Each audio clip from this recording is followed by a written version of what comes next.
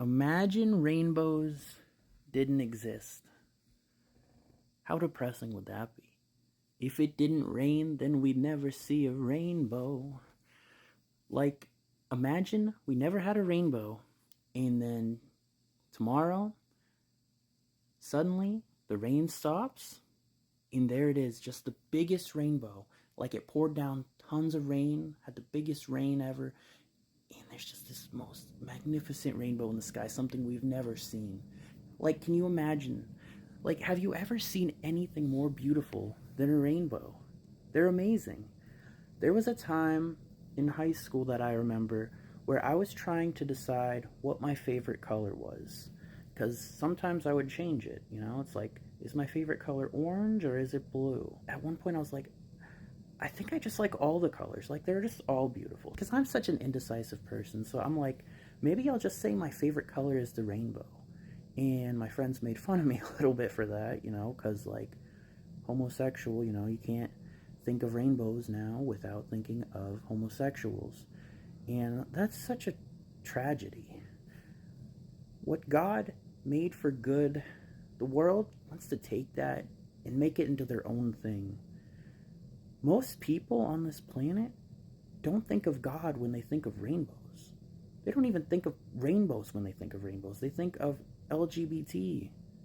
Isn't that just sad? And I'm not trying to attack or, you know, say something bad about them, because we need to love them too. But this message isn't about them. It's more about Christians who say that rainbows are for LGBT and not for God. This is going to be quite a controversial or quite a bold thing to say, but, you know, I'm not going to lie to you. I'm not going to comfort you with a lie. I'm going to tell you the truth. You know, the truth doesn't stop being the truth depending on what we want it to be. So you can't be a Christian and say the rainbow doesn't belong to God, or that it no longer belongs to God, that it belongs to the LGBT community. It was never theirs to begin with, and it's still not theirs. It's God's. I mean, really, everything is God's. Everything we have belongs to God. But you know what I'm trying to say? You know?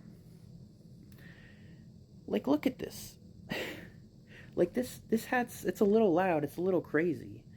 Um, but I love it because it's like, it's just so mesmerizing. It's just so beautiful to look at.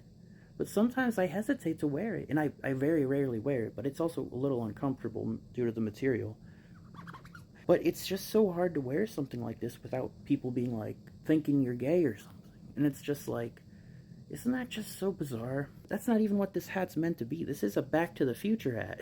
Have you guys seen Back to the Future Part 2 where Marty goes to the future, Doc gives him a hat, and it's like the coolest hat ever? This is a replica of that. And it's just so cool.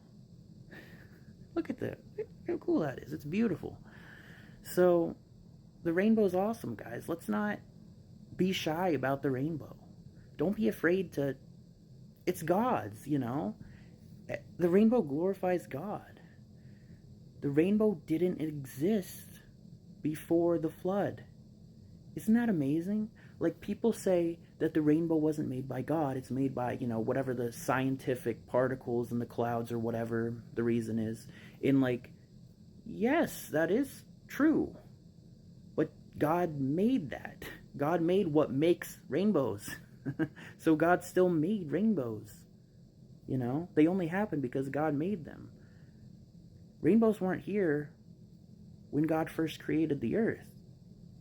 The Bible tells us that He made it when the flood happened to give the promise that He will never flood the entire earth again.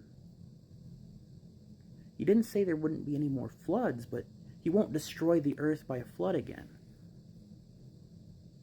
And the only other time He's going to destroy the whole earth is through His wrath, through His judgment, through the tribulation. And it's going to be really, really, really bad. You don't want to be here for that. You have no idea. If you're excited, if you want to be here for that, you're not ready. None of us can be ready for that. No amount of preparing or storing up food will ever protect you from the wrath that's coming. God tells us we're not appointed to wrath. He says we're not appointed to wrath. And he says this is God's wrath. Like 1/3 of the earth, 1/3 of the grass is going to be burnt up. It's going to be really hot. Everything's going to be dying and decaying, and it's going to be absolute chaos. This isn't for his children. This isn't for us. This is the wrath that God's bringing down on those who are living in total rebellion against him, who are mocking him. Not everyone is like cussing him out and doing all these awful things, but there's a lot of evil going on. Like, you think you've seen some bad stuff on the internet. It's a lot worse than it looks. Like, you're not seeing what people do in secret. Like, there's a lot of evil stuff going on behind the scenes that we have no idea about. God is not technically the God of this world because he's letting Satan at least have some control. Like, Satan's technically the God of this world. We have to remember that. That's why there's so much evil here. And God allows evil because if there weren't evil, then we wouldn't turn to God, because everything would be just fine. But we need God. So he has to do what he has to do for us to go to him, because at least for most of us, like, we're doing just fine without God. Why bother? Let's just be our selfish, sinful ways and just live carefree, whatever. But God knows. He knows what he has to do to get our attention, and some of us are really stubborn,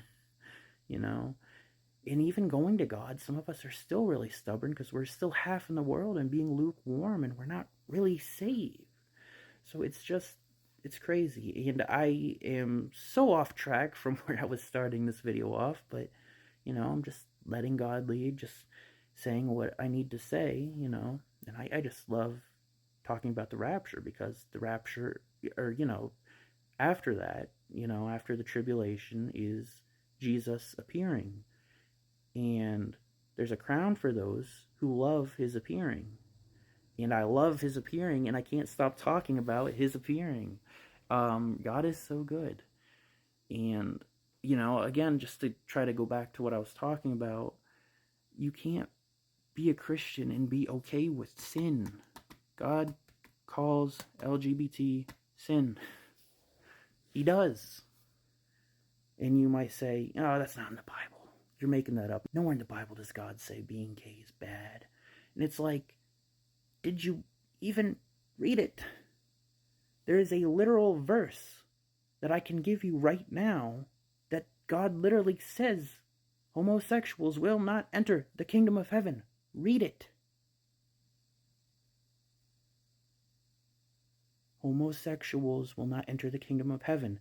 He calls it an abomination. That's a pretty big word. If God's calling something an abomination, that is the most evil, vile thing. You do not want any part of it. If you are a Christian and you don't have to be living in sin, but if you're approving of it, if you're approving of those who are in it, it's really not that different from doing it. You need to get out of that. I'm just here to warn you. I didn't make this up. This is all from God. So don't blame me.